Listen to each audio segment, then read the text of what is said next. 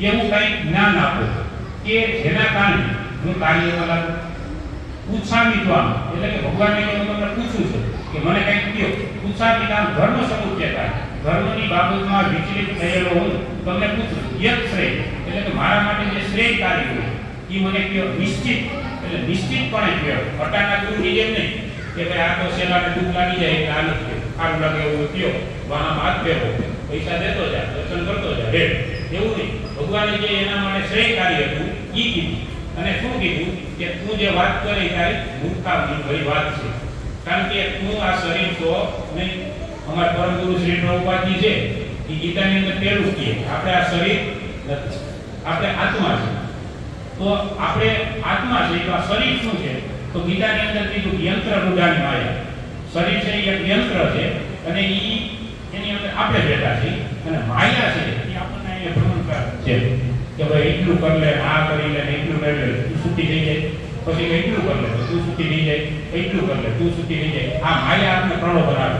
આમ કરતા કરતા કરતા કરતા મહેનત કરતા રહી, અંત સમય આવે ત્યાં સુધીમાં સુખ મળતું નથી. કારણ કે આ સંસાર છે એના વિષયમાં ગીતામાં ભગવાન કહે કે દુઃખાલયનો અશાસ્ત્ર. આ સંસાર છે ને એ દુઃખનો લય છે. જેમ ભોજનાલય હોય તો ત્યાં આપણને શું મળે? ભોજન મળે ભોજનાલયની. તો આ દુઃખાલય છે. દુઃખાલયની અંદર આપણને દુઃખ જ પ્રાપ્ત થાય. ભોજનાલય એટલે ભોજન મળે, એમાં દુઃખાલય. આ દુઃખાલયની અંદર આપણે એવું માનીએ છીએ મારે અહીંયા સુખ મેળવવું છે, મારે અહીંયા આનંદમાં રહેવું છે, તો એ આપણે રહી શકીએ નહીં. પણ કોઈ અહીંયા આનંદમાં રહેવું છે તો શું કરવું? જો કોઈ કહે હવે અહીંયા આપણે આનંદમાં રહેવું છે, દુઃખાલય છે, અહીંયા થોડોક આપણે આનંદમાં રહેવું છે, તો એના માટે શું કરવું? તો એના માટે ભગવાન છે એ આપણને આ ગીતા રૂપી જ્ઞાન આપી છે. આ 700 શ્લોક છે ને એ આનંદમાં રહેવા માટે ત્યાં દુઃખાલયની અંદર છો અને તારે આનંદમાં રહેવું તો કેમ રહેવું? એટલે તો ભગવદ્ ગીતા છે એને મેન્યુઅલ બુક કહેવામાં આવે છે. આ મનુષ્ય જીવનની મેન્યુઅલ બુક છે.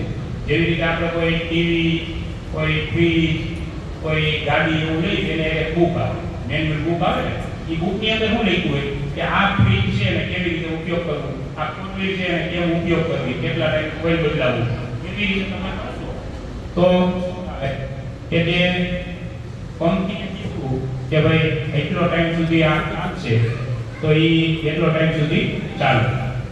તો એ મેન્યુઅલ બુક છે એને આપણે મેળે મૂકી દઈએ અને આપણું મન પડે એમ આપણે ગાડી આપીએ તો એટલો ટાઈમ હાલે નહીં.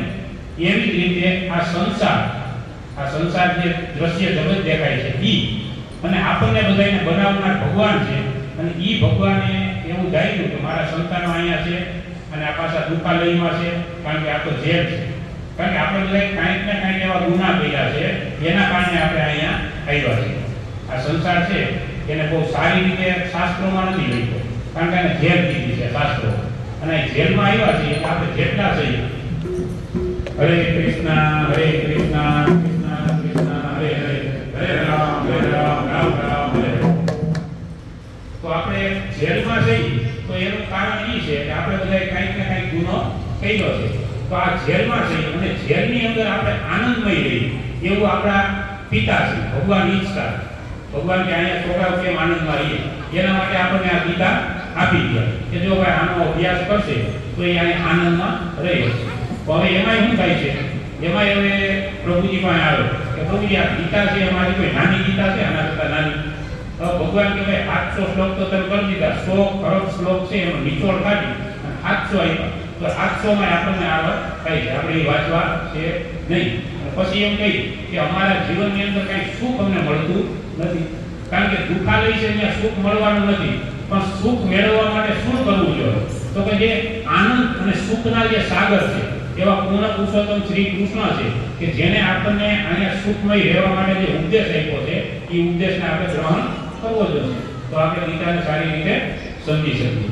તો હવે આજે બીજું વિશેષ ન કહેતા થોડુંક ગીતા વિશે મેં કીધું છે કે જેથી કરીને તમને એની જિજ્ઞાસા ઉત્પન્ન થાય કે ગીતા મારે સમજવી છે. હવે હું થોડુંક ગીતા વિશે સમજાવું કારણ કે તમે લઈ જાઓ એટલે પેલું તો અમારા બધાએ